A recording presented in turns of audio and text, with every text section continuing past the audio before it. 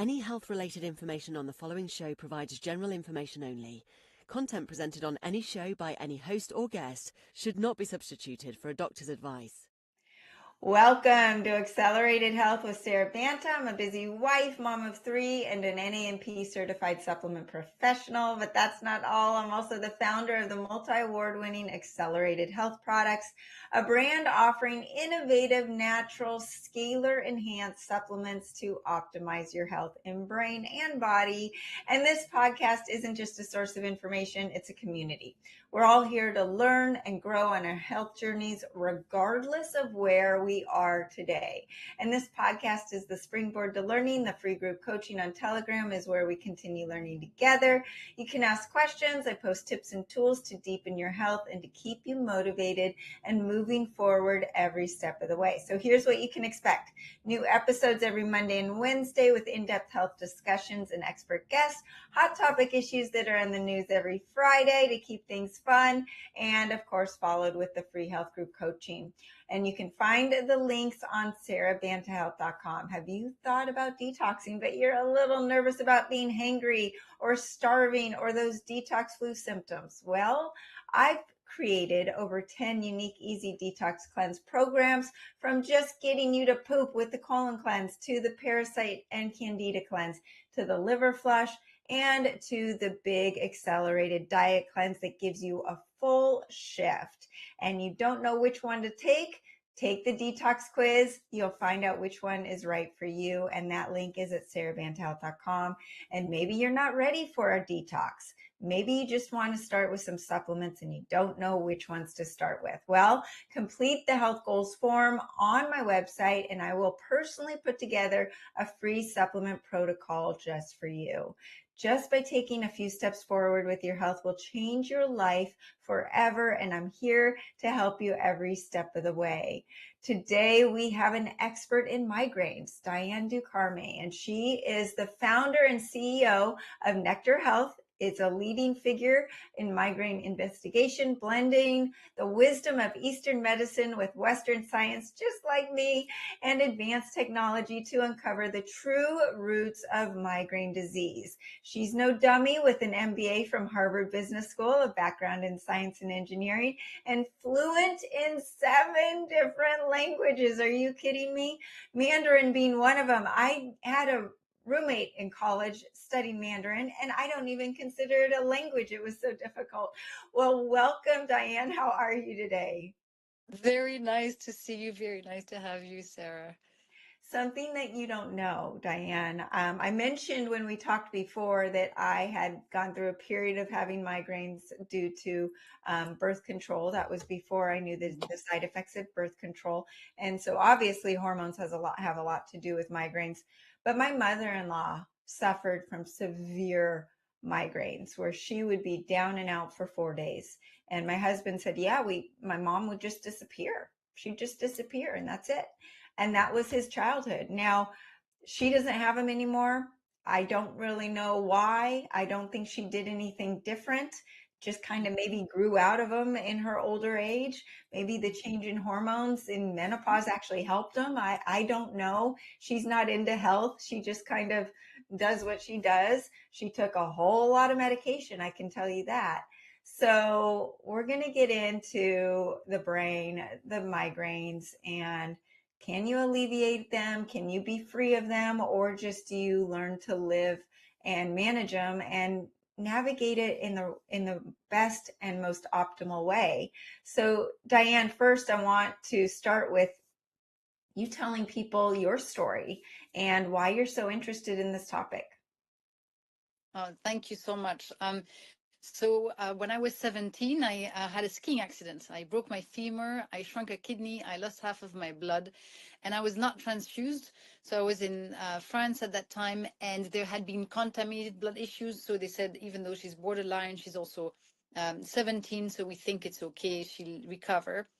And and my body completely changed. I think of all people, you would understand that. So from the moment you have half of your tank full, your liver function, for example, gets dysregulated. From there, your hormones are out of whack. And from there, your energy is lower. You start to have sugar cravings, etc. And so I gained a lot of weight. I had sort of a form of chronic fatigue that was completely unexplained. And just my body completely changed. And it happened really overnight. And so for 12 years, I lived with that sort of new body, trying to get on fad diets and trying to just, cope with that new machine the way it was. Until for work, I went to live to China. And in China, I went to see a traditional Chinese medicine doctor that was my teacher at the time. I was taking lessons out of curiosity. And I wasn't really convinced by anything. And I thought, maybe I stopped this whole thing. I'm just going to go to her once to see what's the deal. Is it even working? Because when I would ask her a question, there was never a yes or no answer. And that really bothered me. And within 3 weeks, she put my body where it was when I was 17. I was blown away. I even didn't think of that issue. I just explained to her all of the symptoms I was having, and she solved it with food in 3 weeks. And so when I went back to work, my colleagues told me, Diane, it's placebo. But 2010 placebo, like kind of, yeah, complete what they call BS. Yeah. And I thought, wow, clearly a topic I can't bring up with everyone, but wow, I have changes like my menstrual cycle, which were all over the place, like 53 days, 64 days, etc. They're not all regular. And so I thought this woman had something really special. So I brought to her a lot of my parents, in-laws, friends. Whenever people would tell me I have a problem with my body, which people always gravitate around me to ask that, I said, I know someone who I think can help. And then later, fast forward, my uncle died of a glioblastoma, which is a very, as you would know, very violent form of brain tumor. And so leaving 4 children behind within just a couple of months, it was heartbreaking. And at that time, my sister told me, one of my sisters, she said, I also have migraine. For the last 3 years, I have a lot of migraine attacks. I did 3 MRIs, but the doctors say I have nothing, but I think I have the same. And I had a lot of empathy because the situation was disastrous. And so I helped her. I said, I know someone who can help. And we wrote, and it's really important detail, we wrote 3 pages of all of her symptoms. And we sent them to Dr. Jang. And we had an hour call. She told her what to eat. And then 3 months later, the migraines were gone. And I went back to my life, not thinking much of it, until my neighbor in New Zealand said the same. She said, oh, Diane, I've had a really confrontational conversation with my dad. I've had 7 years of migraines, and he tells me I need to get medicated for life, and including having injections in my brain. And I said, what? Like, that doesn't make any sense. Like, why would you have injections in your brain for what? You're 36 for 50 years? That it sounds so unreasonable. No one surely does that. And I'll apologize to the audience. I did not know anything about migraine back then. So I said, look, impossible. Let me send you a few WhatsApp, ask you a couple of questions of your other symptoms. I know someone. And so on my free time over the weekend, I sorted things out, and I told her, okay, these are the foods to eat. And after 3 months, she no longer had them. Except I asked her, why did your father recommend 50 years of medication? And she said, because my father is a renowned neurologist. I said, what? Yeah, he's a neurologist. That's all he does all day long. He gives really, really heavy medications to people for a lifetime. And I thought, wow, my foods must be very close to medication. And they were not. And that's what I want to share with you today. I made a discovery. Like you, I'm a complete, initially outsider, looking at a problem with a complete different angle, and figured out very fast that migraines were genetic, and that the medications were aiming to silence the pain. When what I was trying to do, like you, is trying to listen to the pain and listen to where is the problem coming from, and solving that for the migraine then to stop. That's what I want to talk to you about today.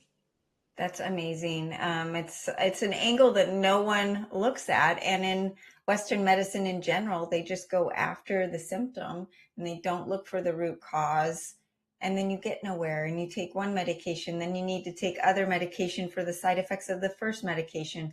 And then before you know it, you have all of these medications, and no one's done studies on the combination of all of these different medications. And I have family members that are doing a cocktail of medications, and no doctor has any clue what is going on in the body for different issues, not migraines, but it's the same thing, right? Absolutely, absolutely. And I want to use the word that you used. You said they are doing cocktail medications.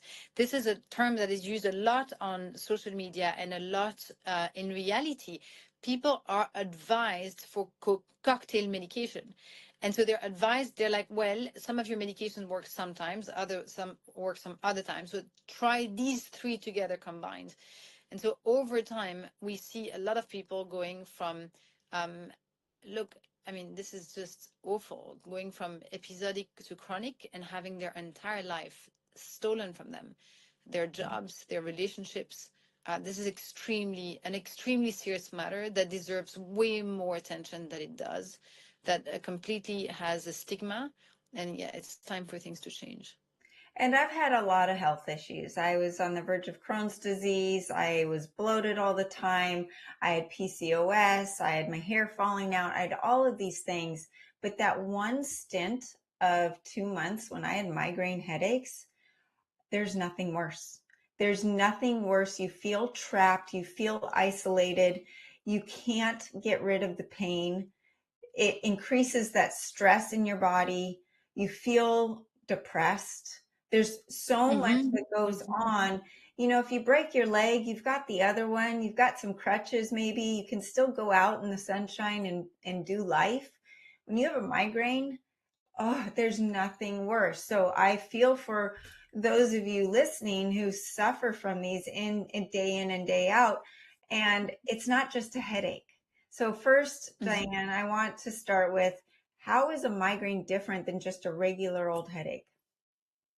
So to have a migraine, you need a genetic predisposition for them. So there's 1 to 128 genes lucky that have been identified over the years that inform that someone can have a migraine. Now, a migraine, unlike a headache, is a full body experience. It's you may experience some head pain, but not always. You can also have silent migraines. And in addition to the head pain, you may have vomiting, nausea, vision disturbances like seeing dots, prisms, or blurredness on the sides of your vision. You can have trembling sensations in the hands, in the legs. You can have paralysis of part of the body, half of the body. You can have numbness. And so all of these additional, it is what is called a migraine attack. And it's usually in 3 phases with a few precursor symptoms that the person is going to know, oh, the migraine attack's coming, the full attack itself, and then a post-drome. So prodrome, migraine attack, and post-drome. And so people can have a hangover afterwards. They will last on paper 3 hours to 3 days. And in practice, they can start one day, Sarah, and never finish. And you have people who are daily, every single day in a state of pain, not able to know what to do, given a lot of direction to take more medication, and just finding themselves in more and more pain. Yeah. So what are the most common triggers of migraines? I mean, as we're talking, I'm thinking my sister gets these during menstruation, and she's had endometriosis as well. So obviously there's hormonal imbalances. And speaking of that, more women than ever before are suffering from PCOS, endometriosis, horrific PMS pains. My daughter is one of them. Thank goodness she doesn't have migraines that go with it, but she has anxiety and severe pain that goes along with it. But my sister, she gets very blurred vision. She will have to be down and out. Now she's a mom of 3. And when you're a mom, life keeps going. It doesn't matter how you feel, right? So what are the most common triggers of migraines? The most common triggers are some of the ones that you cited. You talked about stress. Stress is a very big one. It can be that some people express migraine during the stress phase. Some people express it after. So they say as soon as the stress phase is out, for example, every Friday, every Saturday, every holiday, I have migraine. So it's a different imbalance, but it's both triggered by stress in very different style. A second trigger is all of the family of toxins. So the wine, cheese, chocolate are triggers that women will identify very fast. But we're going to talk about a nuance here. Not always. I'm going to come back to that notion because it's an important one. And any toxins, heavy metals, and things that can be in the soil or that people are exposed to. Therefore, medications. So there is proven scientifically that a lot of medications will give rebound migraines, or what is called medication overuse headaches. So the more you medicate, the more it's gonna give them. So think of the whole family of toxins. Other triggers can be dehydration, also, although it can be more sophisticated than that. So at the simplest level, from a Western mind, you talk about dehydration. From an Eastern mind, you talk about a yin deficiency. So a deficiency of sort of deep hydration at a brain level. And so the brain's just complaining about that. So think of perimenopause and constipation, this kind. So these are some of the major ones, but also weather. Weather is a huge one for some people. A change in barometric pressure is going to be a big trigger for migraines, so people can almost predict the weather with their migraines. And yeah. Well, you have to think inflammation in the brain is only going to make things worse, and it's the same triggers that cause inflammation in the body. The wrong foods, like you're talking about, and that's where I am very specific with certain foods, and even the healthy foods that you think are healthy for you could be triggers. But the weather can cause you to get bloated, make your joints hurt more. So it seems to be common thought that it would affect your brain in the same way, that these inflammatory triggers would cause inflammation in the brain, worsening these migraines and much more than just a headache. But I can tell you, like we've talked about before, just stress will give me blurred vision. It will give me a dull headache, and I'm not one that is affected by migraines per se. Yeah, absolutely. And the challenge is that when you start to have these symptoms, you go to the doctor, as you should, right? And you should always exclude things. You should do your MI, do your CT scan, do your blood tests. Yeah. But the challenge is that the answer is medicate. And when you do that, you start to make the situation worse. And so this is where it starts to be very complicated. In addition to that, what is really complicated is that because it's genetic, it's 5% of boys and girls. But weirdly enough, at puberty, the incidence is going to triple to quadruple just for women, leaving 18 to now we talk about 22% for the US of women with migraines. So it's 1 in 5 women, 1 in 20 men. So it's something that hasn't been really, really analyzed by Western science as much. So now, as your brain's going to directly go to, of course, hormones will play a role, and in particular, cycles. Yeah. And so sometimes some women will have, they're going to have a lot of migraines before their menstruation. Some of them are going to have them during their menstruation, some of them after the menstruation, some of them at ovulation. And all of these will vary, which means, back to your earlier question, that the triggers within a month will vary as well. Sometimes that little glass of wine is going to go just fine, and sometimes it's going to hit you really, really hard. And this is where women, even though they're going to track their data, they're not going to understand the patterns. And we're going to go to the doctor. Their speech is not going to make a lot of sense. They will start to have self-doubt, and the doctor might say, I can see you're a bit depressed, or you're a bit convoluted in your thoughts. Maybe you need a bit of an antidepressant. I'm not depressed. I have a really good personality. But have you seen my life? Like, I'm indoors every single day. I'm cutting out all of the pleasure in my life, and I'm still in pain. Well, so you are depressed. No, I'm not, but you are depressed. Am I? And then women start to have a lot of self-doubt and medicate beyond beyond what they would have liked. Well, and men don't go to the doctors as much as women do. But what's so interesting is that you said 1 in 5 women.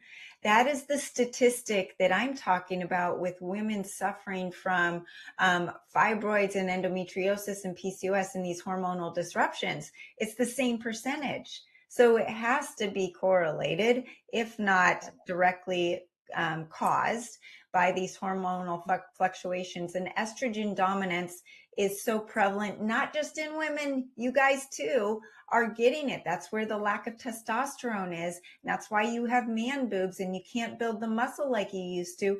And we're having erectile dysfunction in your 20s. So these hormonal issues that we are discussing, that you think we're just affecting women, it's affecting you men in other ways as well. But the headaches and the migraine part is affecting the women more. This is really interesting, and it's only getting worse because the toxins that you're talking about have only gotten worse. And that's something I talk about a lot: the microplastics, the radiation, the heavy metals. My labs were, my levels of lead, mercury, and aluminum were through the roof, off the charts, literally off the chart, when I first went and had them done. And that was back 15, 20 years ago. Things have only gotten worse. And our livers, as you and I have talked about before, are having to deal with all of these toxins. And then the food, if we're eating the wrong healthy food, that's making things worse. And that's going to cause liver upset, anger, heat in Chinese medicine. And I'm assuming that's going to translate into a heat or a heat headache, migraine, and be a trigger for migraines as well. Would that be correct? Yes, absolutely. Absolutely. And this is where we get it as a society really, really upside down.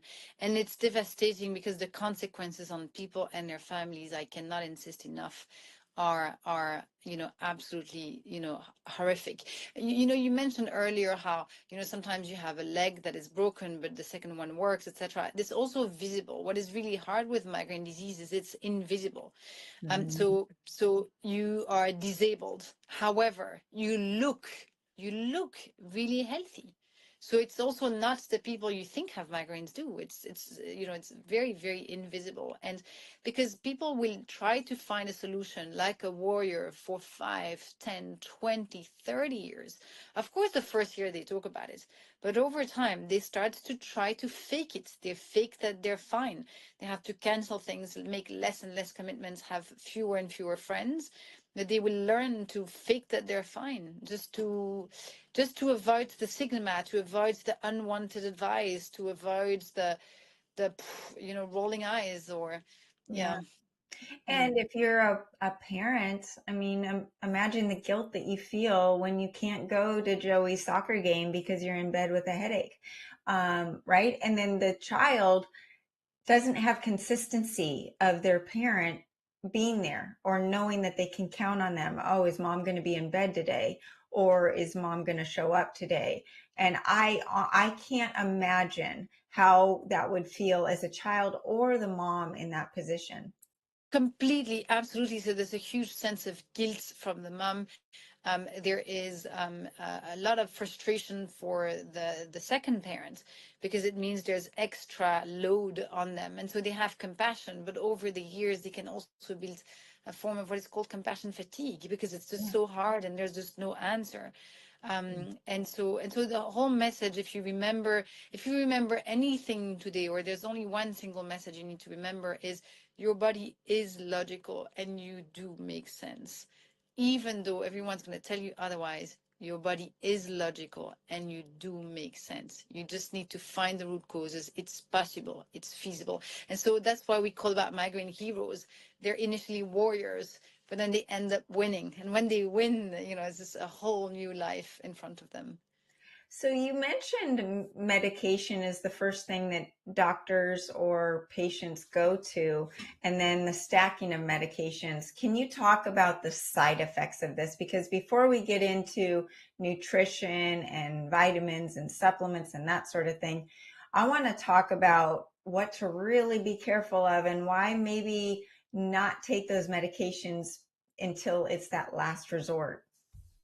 Yes, absolutely. It's interesting because I'm developing, as you know, and you heard from Sarah, I have a business background. And when I started to have very positive effect for myself, I was challenged. I was challenged by more of a male dominant class of people, of colleagues that were saying this is not feasible. So what I've done is an AI. I've created like a big fat data thing, just like men would do, to say, you know what, actually it does work, and it's not bogus science, it's actually real science. And so in that AI and in that data that only serves the purpose of demigrating people worldwide, um, there's a number of things that we do see. And so, for example, I've had people that were having just constant dizziness, for example. They say, it's not that I'm in pain, I have migraine attack, but in between attacks, I'm constantly dizzy. And so I go to the doctor, I do MRI, etc., and the doctors kind of send me away saying, you're fine, it's in your head. And that was a woman, for example, that was taking 30 years of antihistamines. And she forgot to mention it when we met because they were like vitamins for her. And so we decreased, we went from 8 out of 10 of dizziness to 1 out of 10. But at 1, we stayed for a while. And I'm like, you're really young. You should be on your feet by now. It's been 4 months. You should be done. Why are you not done? Can we talk? She said, oh, oopsies, I've taken 30 years of antihistamines. I'm like, can you stop that? She's like, I don't know if I can. And I think you can. Like, go back to your doctor and be followed. And she went to 0. She hasn't had a migraine in 2 years. I've seen this as well on, for example, it's a really unusual case of people having to have antibiotics after sex, after intercourse. Otherwise, they have a UTI. And the antibiotics we currently can give fogginess, so different sensation through the vagus nerve. So think of the vagus nerve as this massive tree that has the foliage in your brain and the roots that surround all of your organs. Well, if you make your biome really weak and very mucousy, phlegmy, with a sort of more MCAS style biome with so much antibiotics, then your brain will pick up that signal and starts to have very foggy sensations. And so for her, we corrected the root cause, which was, okay, now when you're going to have sex, you're not going to have a UTI. Wow, how are you going to do that? We're just going to do it. And we did it. And that's how you get to a non-foggy, sustainably brain. Sometimes I've seen another one, which is quite unusual, is melatonin. I have lots of questions on melatonin. I think we're quite clear on what the synthetic hormone does, and that's fine. My bigger question, I think, for the scientific audience that I highly respect is, how does it exit the body? And does it exit the body? Or does it create chronic inflammation and constipation in your large intestine that creates dryness in your brain and therefore creates a lifetime of sort of fuzzy, dizzy migraine? So, so this is another one. A last one I'll mention are antidepressants. Also a very big question mark. There was a brilliant documentary done by the BBC recently on this topic, and I have a lot of questions on that class of medication, so SSRI in particular, because they will form more causes of sort of lack of mental clarity. Yeah. So Well, yes, lots of sequences. and I've talked a lot about the fact that most people that are depressed or put on antidepressants are actually low thyroid. And without that thyroid working, you have fatigue in the brain and the body, you have unexplained weight gain, you have stress over the fact that you don't feel good, which then is only going to make your headache and your brain not work even more. But the antidepressants, the medications, any medication, any prescription drug is seen by your body as a poison and is going to back up your liver, and your liver is working so hard for circulation, for thyroid hormone conversion, to get the ATP to the brain and the body everywhere, and to filter out those extra toxins, the microplastics, heavy metals, and everything that we're talking about. And it's only making things worse, and it's causing leaky gut. Your gut brain axis is direct. Your gut affects your brain affects your gut. And if your gut is not producing serotonin and dopamine, then you're not going to feel good in the brain. If you have leaky gut, you're not absorbing the nutrients, even of the good food that you're eating, to actually get to your brain, to get to your tissues, your muscles, your hair, all of the things. And that leaky gut is going to cause inflammation throughout the body. What happens is you have these proteins or food particles that get into the bloodstream that aren't supposed to. The body has a huge, over-exaggerated autoimmune inflammatory response. Inflammation in the body, but inflammation in the brain.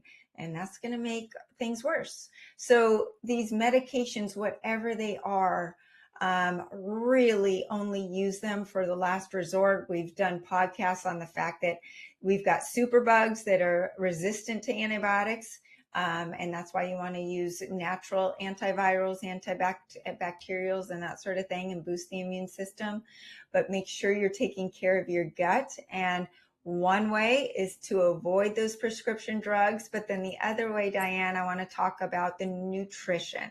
So how to feed our body, feed our brain, reduce the inflammation, and how not just nutrition, but the timing of eating, blood sugar swings, skipping meals, intermittent fasting. Where's the go-to? Let's dive into that aspect. Oh, absolutely. So, so first I'll start by saying, everyone's different. However, if you think of the liver, because you talked a lot about it, there are things that you can take to stimulate your liver, and there are things that you can decrease and not take to avoid an overload. Okay, so in the toxic overload, we've talked about wine, cheese, chocolate. We've talked about medication that you should almost consider not as food, but as something that you take.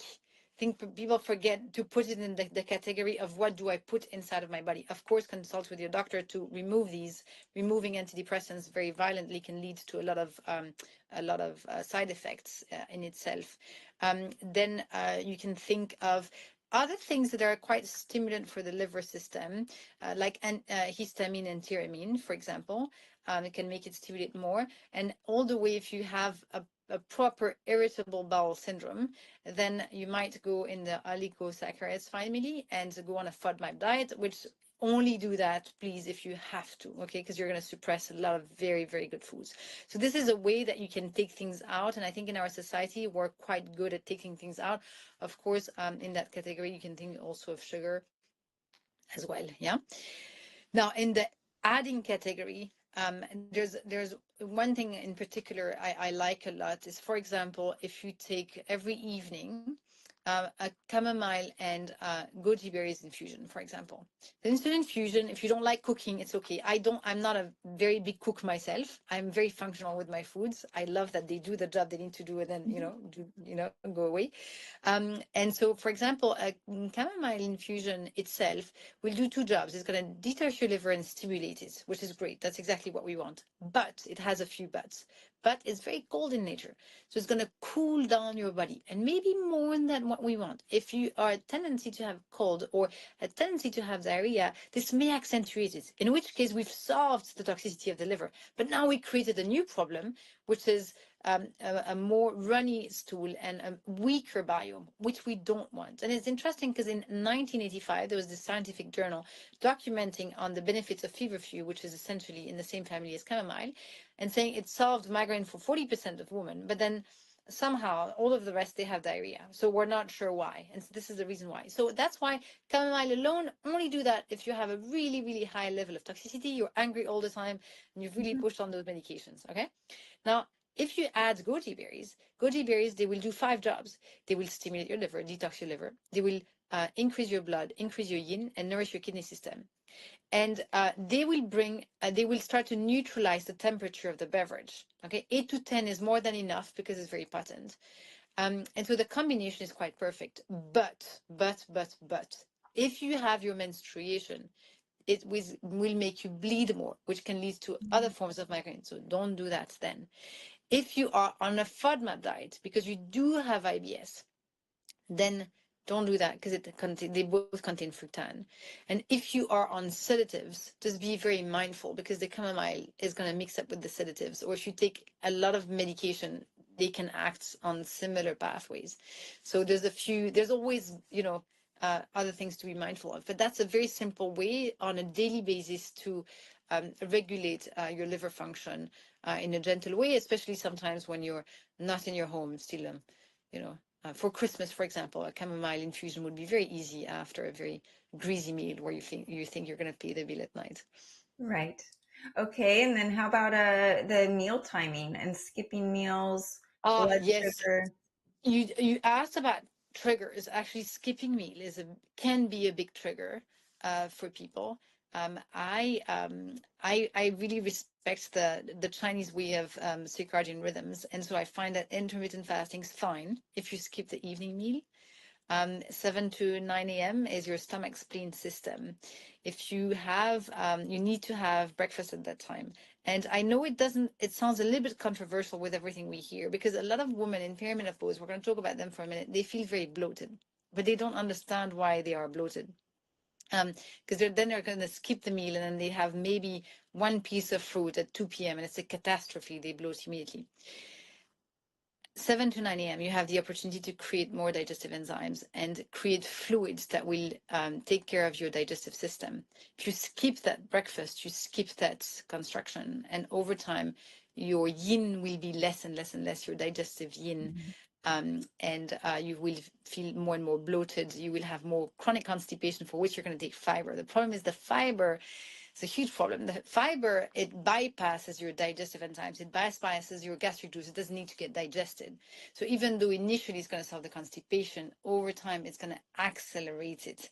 And so that means that you're going to get more and more dry from your bowels. You're going to have more and more constipation, and you're going to have more and more dizziness and lack of mental clarity. So yes, intermittent fasting can be a root cause of migraines. If you want to skip a meal, skip the dinner. And I want to add to that is that typically when you're intermittent fasting, you're not as thirsty, and dehydration, a lack of salt, a lack of magnesium can cause headaches and trigger the Completely. migraine. I Completely. Absolutely. It's a very valid point what you say. And sometimes people go for a full fast and they will start to sort of have vision impairment. Even if they don't have genetic predisposition for migraines, they will start to have vision impairment.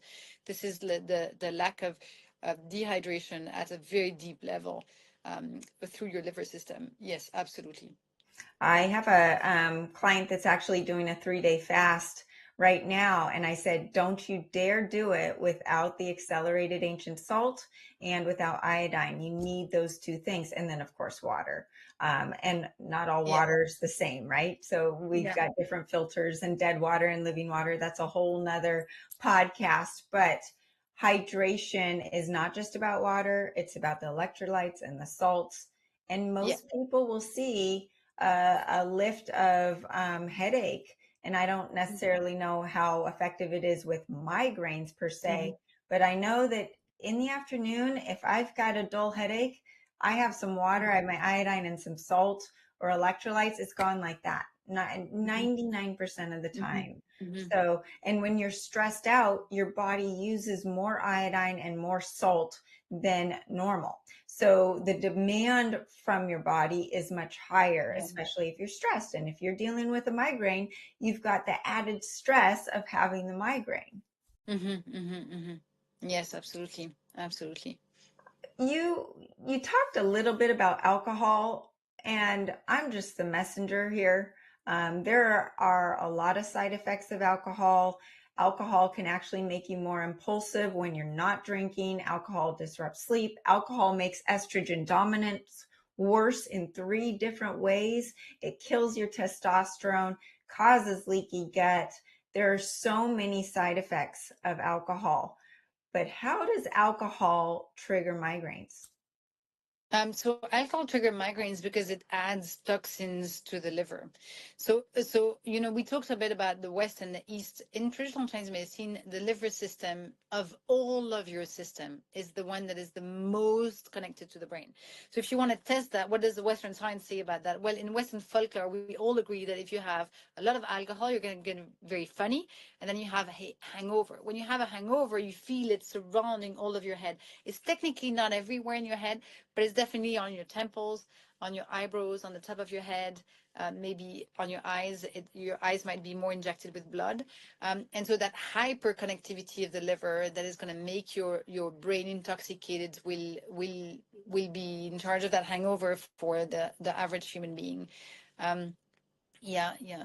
So that's gonna translate like that, and then it disrupts your sleep, therefore, because your liver detoxes around 1 to 3 a.m. So therefore, it's gonna make your deep sleep much less, and so the detoxification process of your brain much harder. And then it's going to put you in a cycle of migraine like that.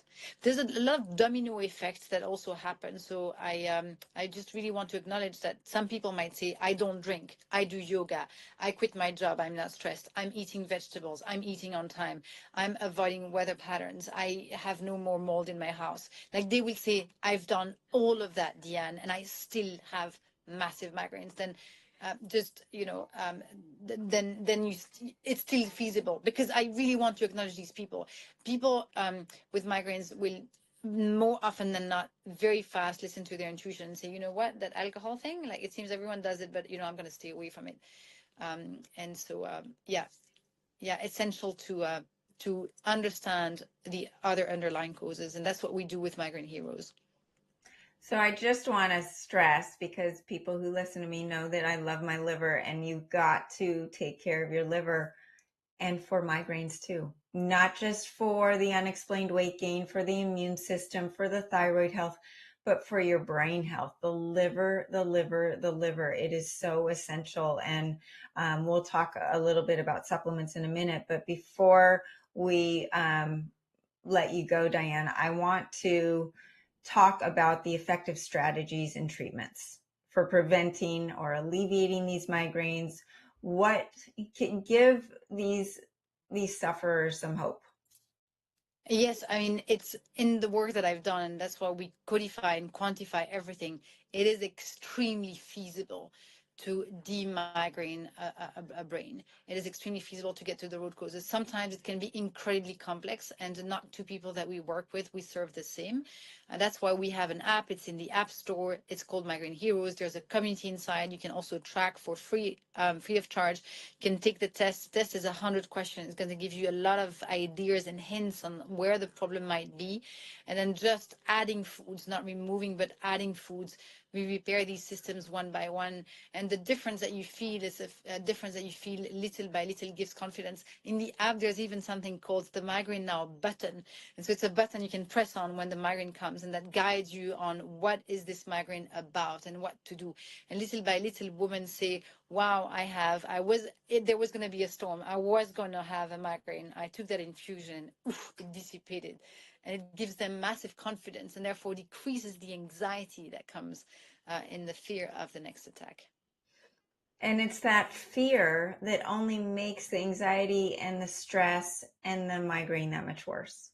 So it takes it to another level. So if you can alleviate just that part of it, you're getting somewhere, and it's one step closer. And that's something in general that I really like to emphasize, is that we're all on these journeys. We're not going to get healed overnight. My journey's been 15 to 20 years. I didn't all of a sudden start eating perfectly, doing all the right things and taking all the right supplements. And I'm still facing health challenges with my children or me. And we're all on this journey, but just by feeling a little bit of success, that placebo effect is also going to help and alleviate the stress, so that you're feeling more in control of your health. And that feeling of control is a big part of the solution too. So Diane, you're amazing. Your passion and your knowledge and your brilliance, and I'm just so grateful that you are doing what you're doing and helping everyone. And I want to, first of all, tell people where they can find you and follow you and listen to your podcast as well. So the app is in the App Store and Google Play. It's called Migraine Heroes. And the website is mynectarhealth.com. where you can find us as well on Instagram. You can take the test free of charge online and then start to track and start to have insights. And we have a little specialty, which is called Nectarine. And Nectarine, we've been coaching Nectarine for 5 years. Nectarine's sole job is to help you navigate your migraines. It's love is work made visible. The work is love made visible. And I think this is really one that is there to help. We want to help as many people. We think we can help millions, and that's what we want to do. That's what I would like to do. I think enough is enough. It's time for change. Wonderful. Well, thank you, Diane, so much. And I really appreciate it. You guys have to check her out. You're just such a kind soul too. You can tell through the way you're speaking and your passion. So thank you for the work you do. And everyone else, I want to, before we go, we really stress the liver, and this is where that accelerated liver care came in. And our livers are under attack. We're in 2024. We've got all of these toxins that are making our chronic health issues so much worse, including our brains, whether it's ADHD or a migraine. And accelerated liver care has come out with 13 very specific, amazing herbs, synergistically blended in the exact right ratios, coming from the cleanest, best, most pure sources around the globe, and then enhanced with scalar frequencies. The goal is to cleanse the liver, to rebuild the liver, to reduce the inflammation, to increase the function. It has normalized my liver enzymes that were through the roof, would put any liver doctor in a tailspin if he saw my numbers. And within 2 weeks, my numbers were significantly down because of the accelerated liver care. And the liver is so important for your migraines as well. The second most important thing is accelerating iodine. Iodine increases that ATP in the mitochondria, not just in the body, but in the brain.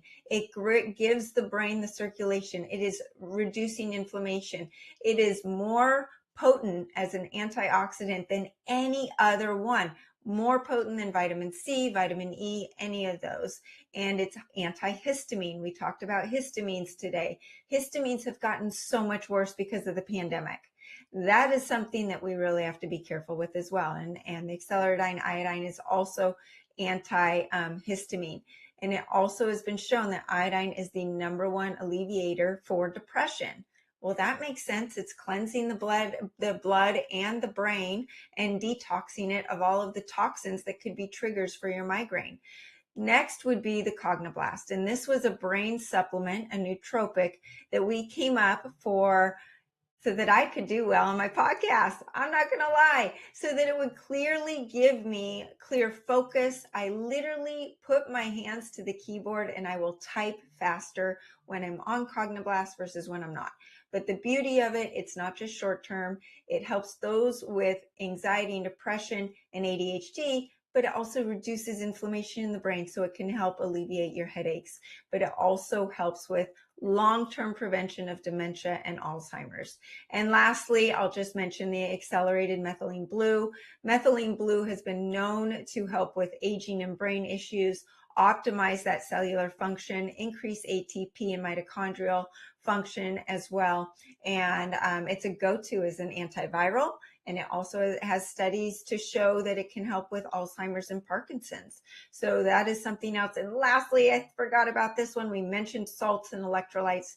The accelerated ancient salt is enhanced with scalar frequencies, has over 62 minerals, and is scalar charged. So you are getting that full unrefined salt that is helping with that cellular hydration. So there you go. Make sure you tune in and look for Diane. The work she's doing is amazing. She's obviously brilliant and she's extremely passionate. And thanks for listening. Our discussion does not have to stop here. If you're feeling lost in the supplement world, no worries. I'm here to help. I know it can be confusing. You can get your free supplement protocol. Just go to SaraBantaHealth.com. I will personally put it together just for you. Follow me on social media at Accelerated Health Products and join the free group coaching on Telegram. I answer your questions, post insights every day to keep you moving forward. You can find this podcast as Accelerated Health with Sara Banta on Spotify, Apple, YouTube, E360, Roku, Amazon, and over 100 different platforms.